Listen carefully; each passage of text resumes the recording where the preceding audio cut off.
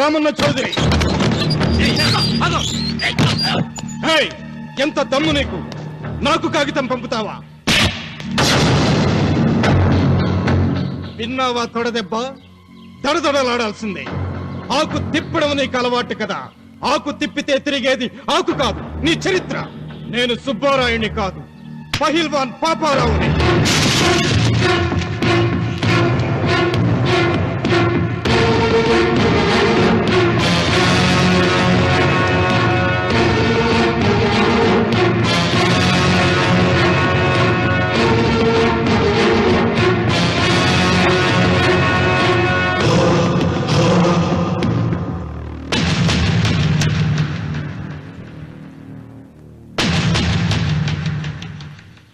అది నా జోలికి వస్తే ఎముకలు విరిగిపోతాయని అర్థం చేసుకున్నావన్నమాట.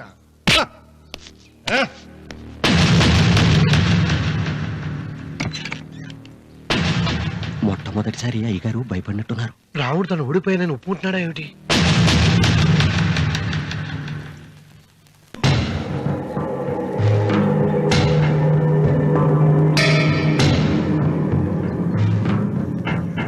నిన్న నువ్వు వాళ్ళ ఇంటికి పోయి తొడగొట్టి సవాల్ చేసినప్పుడే నోరు మెదపనోడు ఇలా కారు కదుపుతాడా? రాడన్నా నమ్మకం. వస్తే బాగుండు. నా కండలకి యమ దురదగా ఉంది. రామన్న చౌదరి బాడీ మీద అరగ తీసుకోవాలని ఉంది.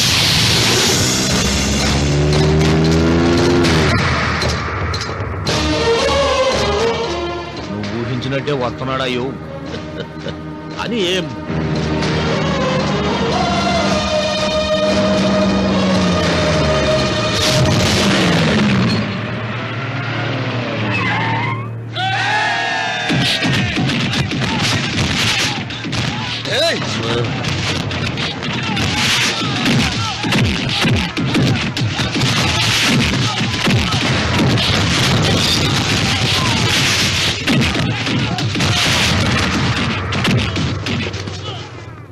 రామన్న చౌదరి, నా కుర్రాళ్ళు ఒక్కొక్కడు ఒక్కొక్క ఆంజనేయుడు లాంటి వాడు.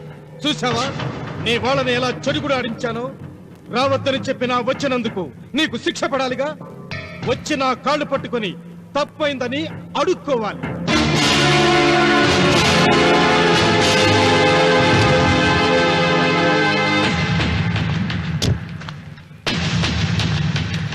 ఆగో, నీ పాదం తాకిన నేల నీ సొంతం అంటావుగా. అందుకే నువ్వు నేల మీద నీ పాదాలతో నడిచి రాకూడదు, మోకాళ్ళ మీద నడుచుకుంటూ రావాలి.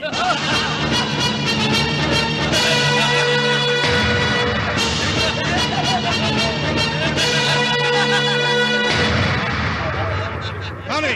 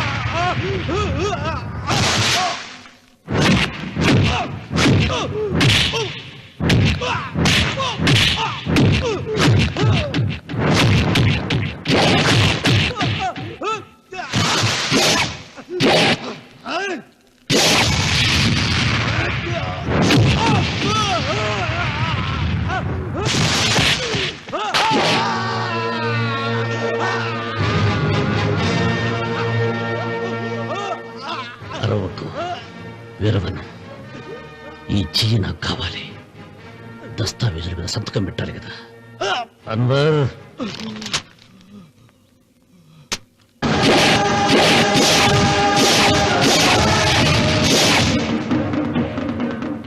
గుర్రానికి కాళ్లల్లో బలం, సింహానికి నోట్లో బలం, గరుడు పక్షికి కంట్లో బలం.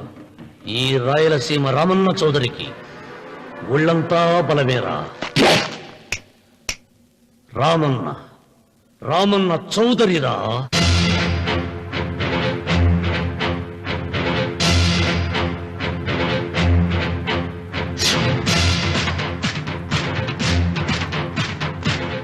వెంకన్న ఎప్పుడూ గెలవని మనిషి.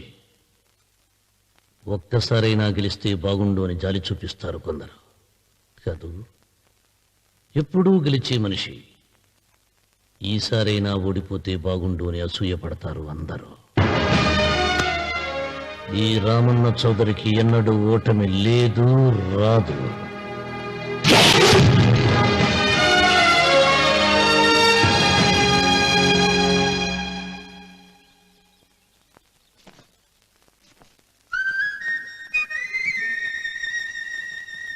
ఏంటమ్మాయి గారు ఆలోచిస్తున్నారు? ఆ రోజు పనివాళ్ళ వచ్చాడే, అతని మొహంలో నాకు రాజకళ కనిపిస్తోంది. మరి నా కోసం వచ్చిన అతను? నాకెందుకు అతను యజమానేనా అని సందేహంగా ఉంది. బాగా డబ్బున పిల్ల నాకు పెళ్ళంగా రమ్మందని కుళ్ళిపోకండి. కుళ్ళు కాదురా, నీకు నచ్చిన పిల్ల మాట్లాడే మాటలు వింటుంటే ఖచ్చితంగా పనిపిల్లి అనిపిస్తుందిరా. పనివాడిలాగా మాట్లాడతా ఏంటి? కొందరు డబ్బున్న మనుషులు అలాగే మాట్లాడతారమ్మాయి గారు. భాష మాత్రమే కాదే, ఆ చూపు, ఆ రూపు ఒక్కటి కూడా యజమానిలో లేడు. పొట్టి గుమ్మడికాయలా ఉన్నాడు. మీరేనన్నా చెప్పండి చంద్రబాబు గారు, నేను ప్రేమించిన అమ్మాయి యజమానురాలు, మీరు ప్రేమించిన అమ్మాయి పని మనిషి. ఈ అనుమానాలు ఎందుకు? ఏదో ప్లాన్ వేసి మనిద్దరం ఒకసారి అక్కడికి వెళ్ళి చూసేస్తే పోలా? ఒకవేళ వాళ్ళు మనల్ని చూస్తే? అవును, ఎలా? ఇబ్బంది లేకుండా మీరు నాలాగా, నేను మీలాగా వెళ్దాం. ఏ వెంకమ్మా, వెళ్దాం అమ్మా, వెళ్దాం.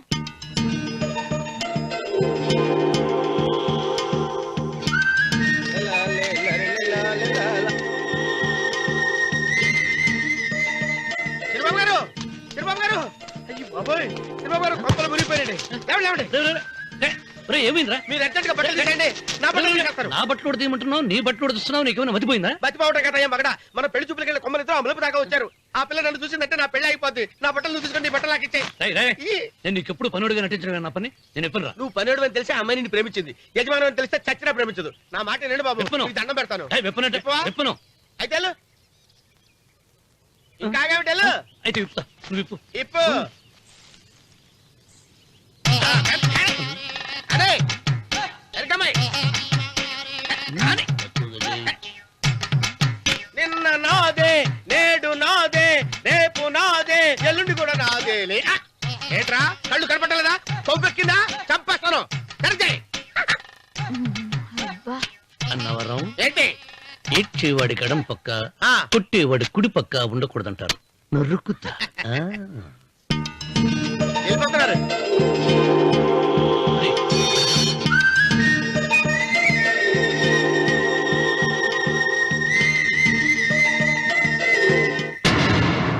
నువ్వే మాకు కొండంత అండ అనుకున్నావు, నిన్నే పిండి పిండి చేసి పారేశాడు. వామ్మో వాయు, ఆ రామన్న చౌదరికి వయసు మీద పడుతుండా ఎంత బలమయ్యా. అతను చెప్పింది నిజం. అది కండబలం కాదు, గుండె బలం. నువ్వే ఇట్ట అయిపోతే ఇక మన సాంబశివరావు ఊరు వదిలిపెట్టి వెళ్ళిపోవాల్సిందేనా? నువ్వు గుండెను, అతను కండను నమ్ముకున్నారు, కానీ నేను తెలివిని నమ్ముకున్నా. వెంకన్న, అలెగ్జాండర్ దండయాత్ర భారతదేశంలో అడుగు పెట్టగానే ఆగిపోయింది. ఈ రామన్న చౌదరి దండయాత్ర ఆ సాంబశివరావు పొలంలో అడుగు పెట్టగానే పూర్తవుతుంది. రేపే అన్వర్ని పంపుతా. వద్దురా రావుడు, రేపే మహాశివరాత్రి. జటాధార స్వామి వారు వస్తారు. మీ తాతల కాలం నుంచి మీ ఇంటి ముందున్న శివలింగానికి పూజలు జరిపిస్తున్నారు. నువ్వెప్పుడో చూసావు. రేపు ఒక్కరోజు ఇంట్లో ఉండరా. మనకు వయస్సు పెరిగి తేజస్సు తరిగిపోతుంది. ఆయనకి రోజు రోజుకి వయసు తరిగి తేజస్సు పెరిగిపోతుంది. చచ్చే, జనానికి పిచ్చి పట్టి గడ్డాలు పెంచిన వాళ్ళ కళ్ళ మీద అడ్డంగా పడుతుంది. రే వెంకన్న, ఒకప్పుడు ఈ దేశంలో 3 దేవుళ్ళు 3 కోట్ల మంది మహానుభావులు ఉండేవాడు, అంటే మానవత్వం ఉన్నవాడు. కానీ ఇప్పుడు దేవుళ్ళు లేరు, మహానుభావులు లేరు. ఈ స్వాములు మిమ్మల్ని మాయ చేయగలరు గాని నన్నేమేం చేయలేరు.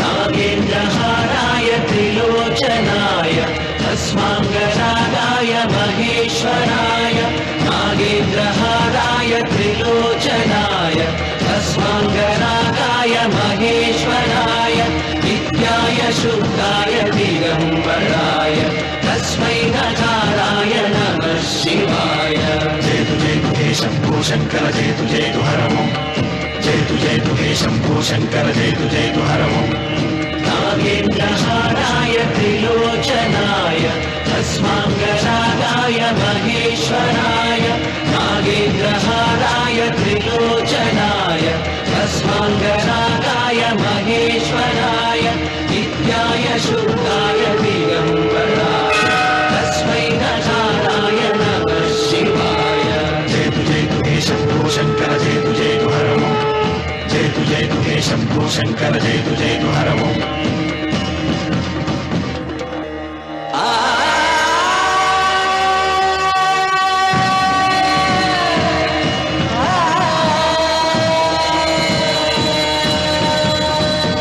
జయతు జయతు హే శంభో శంకర జయతు జయతు హరమో జయతు జయతు హే శంభో శంకర జయతు జయతు హరమో. ఆయన ఏదో చెప్పాలని చూశారు, చెప్పకుండానే వెళ్ళిపోయారు. ఇన్ని సంవత్సరాలుగా స్వామి శివుని తప్ప మానవుడిని కంటితో చూడలేదు. ఆయన మొట్టమొదటిసారిగా మీ కుటుంబం వంక చూశాడు. ఆ చూపుకు అర్థం ఏమిటో నాకు తెలియటం లేదు. నాకెందుకో భయం వేస్తోందమ్మా.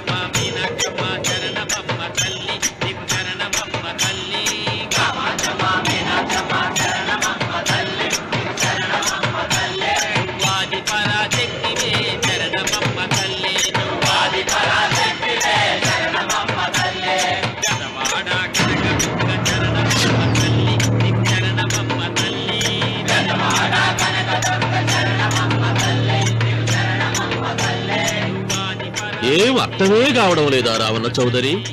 నువ్వు చదివింది ఒక్కాకు తమలపాకు, నేను చదివింది 10 ఆకులు విస్తరాకు. నీకీ భూమి సిక్కనే కూడదు. సిక్కకుంటే నువ్వేం చేస్తావో నాకు తెలుసు.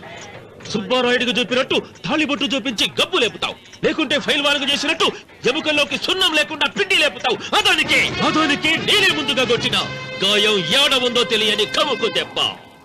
30 ఎకరాల భూమి నిత్యాన్నదానం కోసం అమ్మవారి దేవాలయానికి రాసేసిన ఈ దేశంలో నేను పోయేదానికి యాకోర్టు లేదు. దానికి దేవుని కోర్టుకు రాసినా నువ్వు వాటికి రాలేవు. నా 30 ఎకరాలు నాకు దక్కకున్నా పర్వాలేదు, నీకు దక్కకూడదు. నా పొలం ఆక్రమించుకుందామన్న అహంతో పొగరుతో ఇంటికొచ్చినావు. తల దించుకొని ఎనికి దారి పట్టాను. నీకీ భూమిలో చారుడు మట్టి గుడక దొరకదు రావుల చౌదరి. కావాలనుకుంటే గుప్పెడు బుద్ధ దొరుకుతాది. అది గుడక వాళ్ళ మధ్యలో కూర్చొని తింటే ఎట్లుండోది నా దెబ్బ.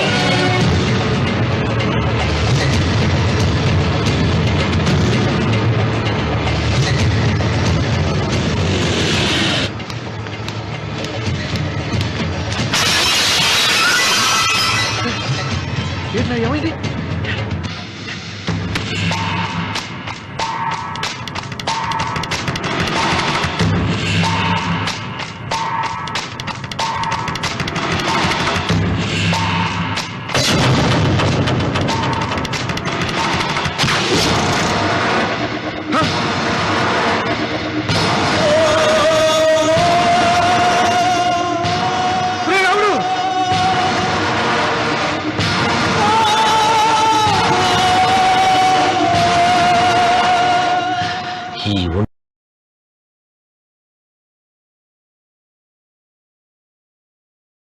ఒంట్లో ఇంకా రక్తం ఉండగానే, ఈ ఊపిరి ఇంకా పీలుస్తూ ఉండగానే, ఈ గుండె ఇంకా కొట్టుకుంటూ ఉండగానే ఓటమి నా వీపు తట్టింది.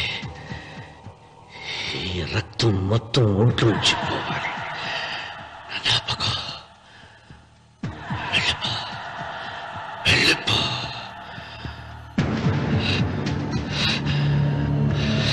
అమ్మా సీతారత్న, అబ్బాయిరా పెళ్లికి వెళ్ళారండి. అయ్యో రే, నువ్వు వెళ్ళి డాక్టర్ తీసుకురా.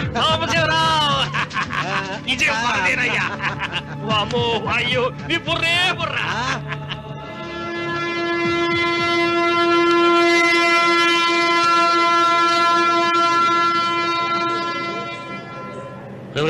ఏంట్రా కింద పడింది తింటున్నావు? రేపటి నుంచి మీరు కూడా ఇదే తినాలండి. ఎందుకురా? లేకపోతే ఏంటండి, పని ఏమైనా ప్రేమించగానే సరిపోలేదండి, వాళ్ళు అలవాటు కూడా నేర్చుకోవాలి.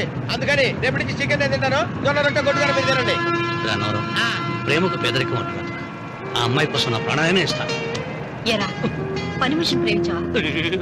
అమ్మా అమ్మ, నీ దండం పెడతానే, పని మనిషిని కలుపుకులా తీసేయద్దు. ఆ అమ్మాయి నాకు ఇష్టం అమ్మా. అమ్మగారు ప్రతి పెళ్లికి అబ్బాయి గారు తీసుకెళ్ళి వాళ్ళ ఎత్తి అక్షంతలు వేయించడమే కానీ ఆయన ఎత్తి మీద అక్షంతలు ఎప్పుడు ఇస్తారండి? అసలు ముద్దుపోయిన బెడకాయలు తయారవుతున్నాడు. నేనండి. ఆ అమ్మాయి దేవురు? ఆ విషయాలన్నీ నేను తర్వాత చెప్తాను కానీ అమ్మగారు, ఆ చేతుల మీద గానీ నాకు కూడా పెళ్లి చేయండి. నీకు పెళ్ళా? అవునమ్మగారు, అబ్బాయి గారు పని అమ్మాయిని ప్రేమిస్తే నేను బాగా డబ్బులున్న అమ్మాయిని ప్రేమించారండి. అదిగో రైలు సిగ్నల్ ఇచ్చారండి. మీరు మా పెళ్లికి కూడా సిగ్నల్ ఇచ్చేస్తే. ఈ రోజు మీ ఇద్దరికి ఏమైందిరా? నమస్కారం బాబు గారు. నమస్కారం అండి, రండి.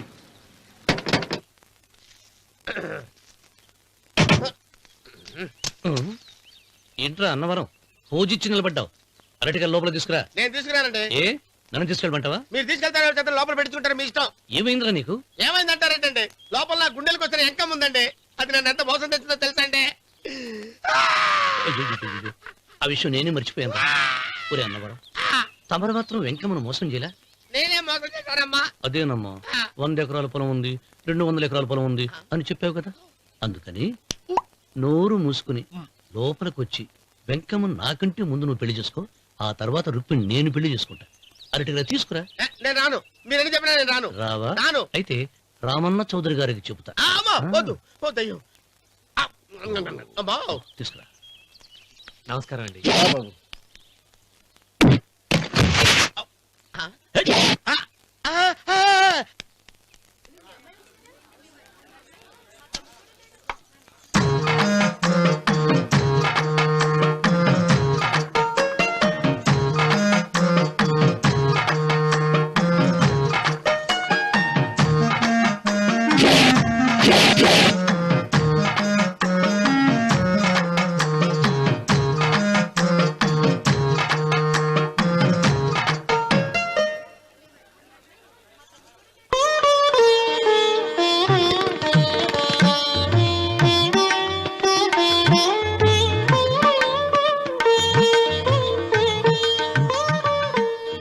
పంతులు గారు, ఇప్పటికే ఆలస్యమైంది. త్వరగా జాతకాలు చూసి లగ్న పత్రికలు రాయించండి. నేను అదే కంగారు పడుతున్నానండి. ఇప్పటికే ఆలస్యం అయిపోయింది, మంచి ముహూర్తం దాటిపోతుందేమోనని. మీరు మాత్రం ఏం చేస్తారండి? మీ ఊరు నుంచి బయలుదేరి రావాలంటే ఒకవైపు కొండ, ఇంకోవైపు చెరువు, మధ్యలో ఆలయం. ఆలయం లేకపోతే సమయానికి వచ్చి ఉండేవాళ్ళుగా. గాయం ఏడముందో తెలియని కవకు దెబ్బ 30 ఎకరాల భూమి నిత్యాన్నదానం కోసం అమ్మవారి దేవుడానికి రాసేసిన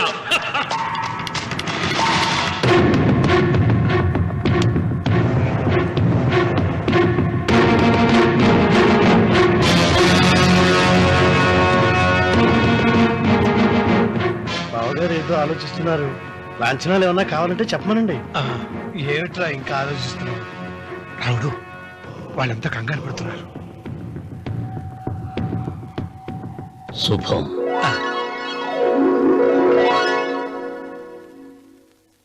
ఏం మాట్లాడుతున్నారు రావుల చౌదరి గారు? ఆలయం కూలగొట్టించి రొట్టేయించాలనా? ఇన్ని సంవత్సరాలుగా మన గ్రామం కుగ్రామంగా మిగిలిపోవటానికి రహదారి సదుపాయం లేకపోవడమే కారణం. ఇదిగో 6 మైళ్ల పొడవున రోడ్డు వేయించడానికి ప్లాన్ సిద్ధం చేశా.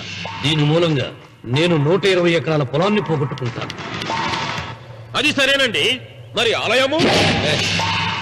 పదవిలో ఉన్న వాళ్ళు ఆలోచించవలసింది ఆలయాన్ని గురించి కాదు, ప్రజల శ్రేయస్సు గురించి. ఒక పక్క కొండ, ఇంకొక పక్క చెరువు, మధ్యలో ఆలయం. దాన్ని పడగొట్టకపోతే ఇంకో 6 మైళ్ల దూరం ఎక్కువ పెరుగుతుంది. అది అమ్మవారి ఆలయము. నోరు లేని అమ్మవారి కంటే నోరున్న జనం గొప్పవాళ్ళు. రోడ్డు లేకపోబట్టి ఈ పల్లెలోని పేద ప్రజలు పండించుకున్న కూరగాయలు పట్టణానికి తీసుకెళ్లలేకపోతున్నారు. వాళ్ళ బాగు కోసం రోడ్డు వేయించి తీరుతాను. దానికోసం ఏమైనా చేస్తాను. ఏం చౌదరి గారు, మీ ఇంటి మొగల శివలింగం ఆన్నే ఉండాలా? దానికి దినాము పూజలు పురస్కారాలు జరుగుతాండాలా? అమ్మవారి దేవాలయం మాత్రం కూలగొట్టాలనా? మీరు మీ ఇంటి ముందున్న శివలింగాన్ని పీకి పారేయండి, అప్పుడు ఆయన ఒప్పుకుంటాడు. నువ్వు ఈ మాటను అంగీకరిస్తున్నావా?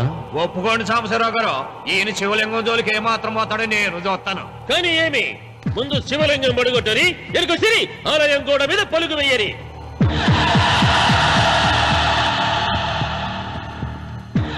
ముందుకేసిన అడుగు వెనక్కి తీసి అలవాటు ఈ రామన్నకు లేదు. నేను మడమ తిప్పను. మీరు మాట తప్పితే మరణ హోమమే.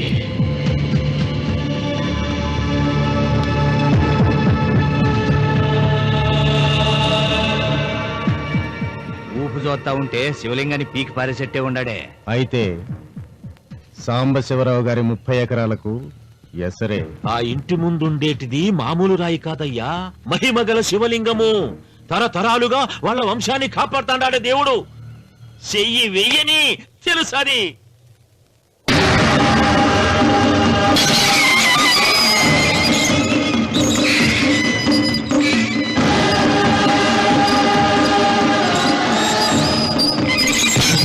త్వరగా పైన అయ్యగారు వీధి గుమ్మం నుంచి వస్తున్నారమ్మా. వీధి గుమ్మం నుంచి వస్తున్నారు. ఏయ్, ఆ నల్లరాయిని పెకిలించండి.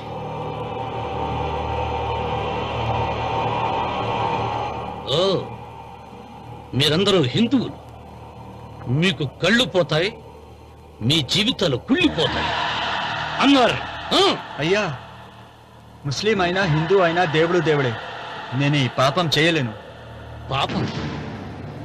దేవుడి ముందు చేతులు కట్టుకుని నిలబడటమే శాపం రా. నేనే పెకలిస్తాను.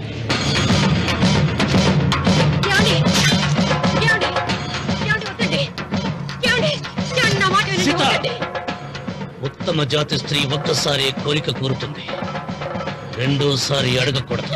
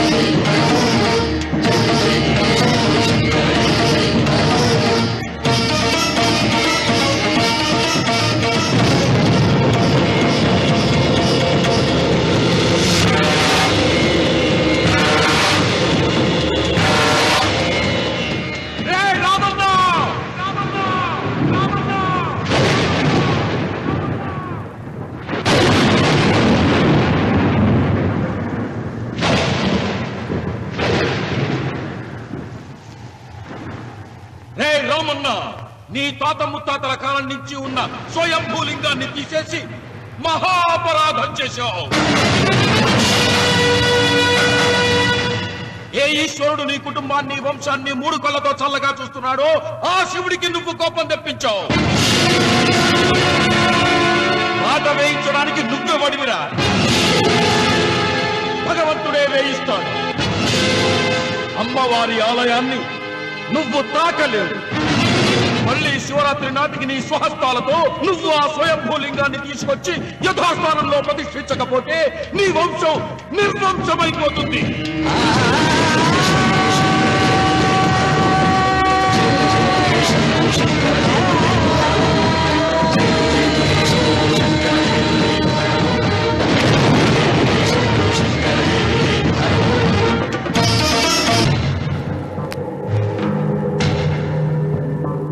శివలింగాన్ని మీకు చెరులో మారేశాడు, ఇంకా గుడి మీద కూడా వస్తాడు. ఎక్కడొస్తాడు? జటాధర స్వామి శపించాడు కదా, జారిపోయి ఉంటాడు. రావణ మొండివాడు పాపారావు, శాపాలకు తాపాలకు లొంగిటోడు కాదు, వస్తాడు. అతను వచ్చే లోపే పొలం ఆక్రమించుకోకుండా దేవళం కూలగొట్టకుండా ఏదో ఆలోచించాలా.